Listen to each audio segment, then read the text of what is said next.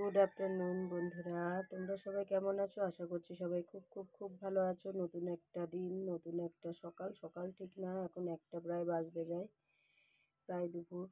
তো এই যে সকালবেলায় যেটা নিত্য কাজ আমার, সকালে সব কাজকর্ম করে স্নান করে ঠাকুরের সেবা দিয়ে জামা কাপড় এই যে সব কেচে কুচে দিয়ে মেলে দিয়েছি। মেয়েকে খাওয়ানো হয়ে গেছে দুবার। আমি ব্লগটা ঠিক টাইমে শুরু করতে পারিনি, কারণ একটু ব্যস্ত ছিলাম। কারণ হচ্ছে বাবার শরীরটা খারাপ করেছিল, পটি হচ্ছিল না, তার জন্য সকালবেলায় আমি ঠিক 6:30 7টার দিকে আমি ওই বাড়ি চলে গেছিলাম। তো হ্যাঁ, ওই জন্য সকাল থেকে আমি কোনো রান্না বান্না করতে পারিনি বা টিফিনও করতে পারিনি, আর ব্লগও তোমাদের সাথে শেয়ার করতে পারিনি। তো যাই হোক, সকালে তো যেভাবে হোক দিনটা চলে গেল সকালটা। তো বাবা এখন একটু ভালো আছে, পটি করেছে, পটি করানো হয়েছে, ডুস দিয়ে পটি করেছে। অ্যাকচুয়ালি কি বলো তো বন্ধুরা, মানে বাবার তো কিছু খাওয়ানো হচ্ছে না, না যা খাওয়ানো হচ্ছে সব লিকুইড খাবার খাওয়ানো হচ্ছে। ওই জন্য হচ্ছে বাবার পটি করতে অসুবিধা হচ্ছে।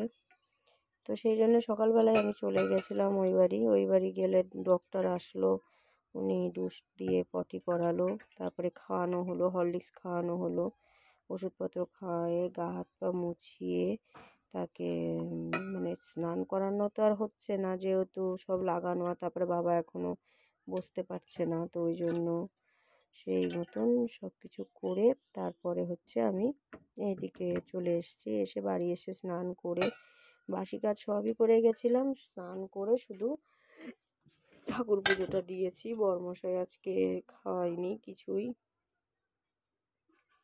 ও হচ্ছে চা খেয়েছে, শুধু চা আর বিস্কুট আর নিমকি খেয়েও চলে গেছে দোকানে। আর আমি যে রান্না বসাতে আসলাম মেয়েকে খাইয়ে নিয়ে। তো রান্না করব আজকে, লাঞ্চে থাকবে মোচার ঘন্ট, আর হচ্ছে মাছের ডিম দিয়ে আলু দিয়ে পটল দিয়ে ঝোল করব, আর হচ্ছে মাছের তেল আছে খানিকটা, সেই মাছের তেলটা ভাজা করব, পেঁয়াজ দিয়ে বেগুন দিয়ে লঙ্কা দিয়ে ভাজা করব। এই হচ্ছে আজকে লাঞ্চের মেনু। তো তোমরা এই যে কড়াই বসিয়ে দিয়েছি, গ্যাসও ধরিয়ে দিয়েছি, তো তোমরা ব্লগটা দেখতে থাকো। এই যে কড়াইতে তেল গরম হতে দিয়েছি, কড়াইতে তেল গরমও হয়ে গেছে। এবার আমি দিয়ে দেবো এই যে মাছের ডিম,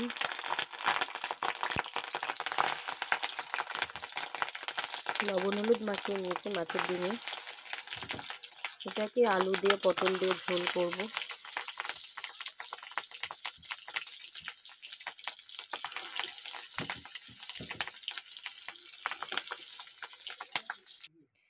এই যে ডিম ভাজা কমপ্লিট, কড়াইতে তেল দিয়ে দিয়েছি। এবার আলু আর পটলটা একটু ভেজে নেব।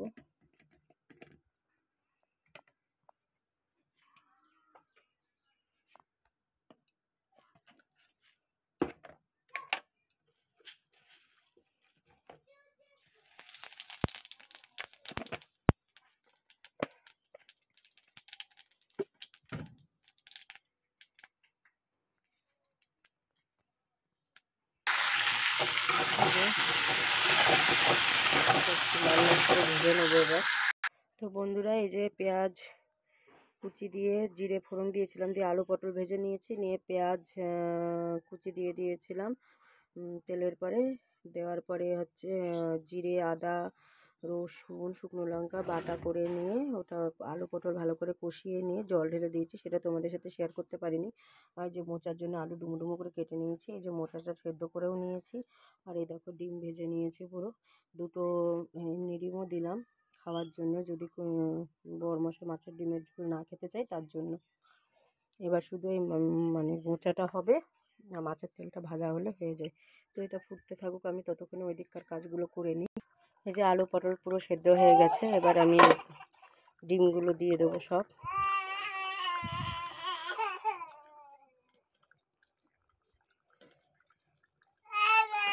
একটু ঝোল রাখবো, কারণ ডিমে ঝোল টেনে নেয়, তার জন্য একটু ঝোল আমি রেখে দেবো।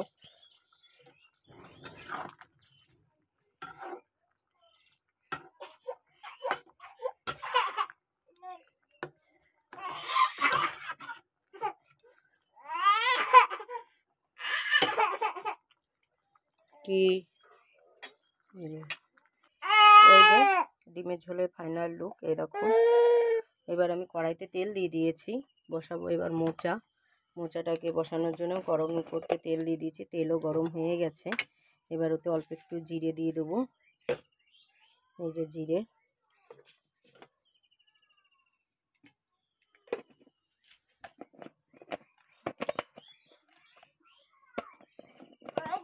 দাঁড়াও নেবো তো মা। জিরে দিয়ে দিয়েছি, এবার দেবো দুটো একটা শুকনো লঙ্কা দুখণ্ড করে শুকনো লঙ্কাটা দিয়ে দেবো এর মধ্যে। এই যে দেখি মা সরো, তেজপাতা নি, তেজপাতা কই মা, তেজপাতা কই, এই যে এবার দেবো তেজপাতা ফোড়নে, এগুলো দিলে খেতে ভালো হয় জন্য। আর একটু পেঁয়াজ কুচি দিয়ে দিলাম, যেহেতু আজকে মানে চিংড়ি মাছও আনার সময় পাইনি বড়মশাই, আর হচ্ছে ছোলাও ঘরে নেই, তার জন্য নিরামিষও ঠিক না, এমনি মশলা দিয়ে করব, তার জন্য এরকম করে বসিয়ে দিচ্ছি। আলুগুলো একটু ভেজে নেবো।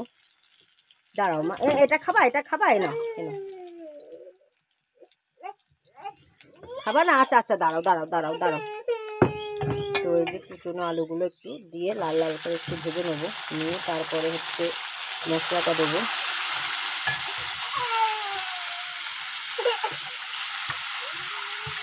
একটু ঘি দেবো, অবশ্য খেতে খারাপ হবে না একেবারে, এরকমভাবে মোচা রান্না করলে কিন্তু খেতে ভালোই লাগে।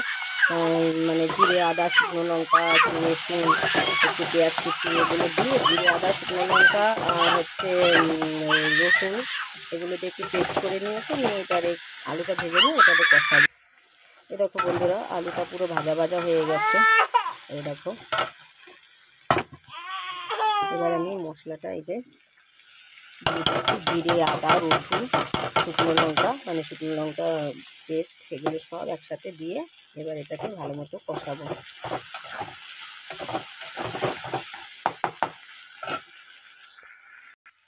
এই দেখো মোচাটাও ঢেলে দিয়েছি, লবণ হলুদও দিয়ে দিয়েছি, দিয়ে ওই মশলার বাটি ধোয়া জলটা একটু দিয়ে দিলাম, তাহলে আলুটা একটু সেদ্ধ হয়ে যাবে তার জন্য।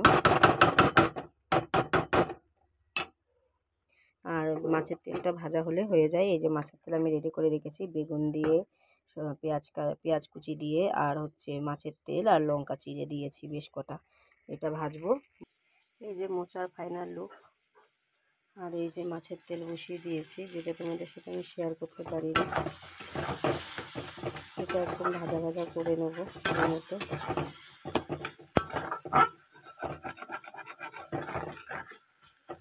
বেশি করে লঙ্কা দিয়েছি, আর একটা শুকনো লঙ্কা তেলের করে দিয়ে দিয়েছি।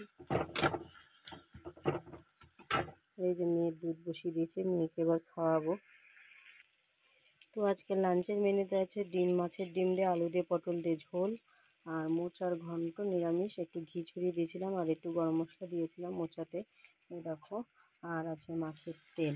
এই হচ্ছে আজকে লাঞ্চের মেনু। তো প্লিজ বন্ধুরা, তোমরা আমার ইউটিউব চ্যানেলটিকে সাবস্ক্রাইব করো, ফেসবুক পেজটিকে ফলো করো, লাইক করো, শেয়ার করো, কমেন্ট করো। আর প্লিজ তোমাদের কাছে রিকোয়েস্ট, আমার বাবার জন্য ভগবানের কাছে তোমরা প্রার্থনা করো, সে যেন তাড়াতাড়ি সুস্থ হয়ে ওঠে, ভালো হয়ে যায়।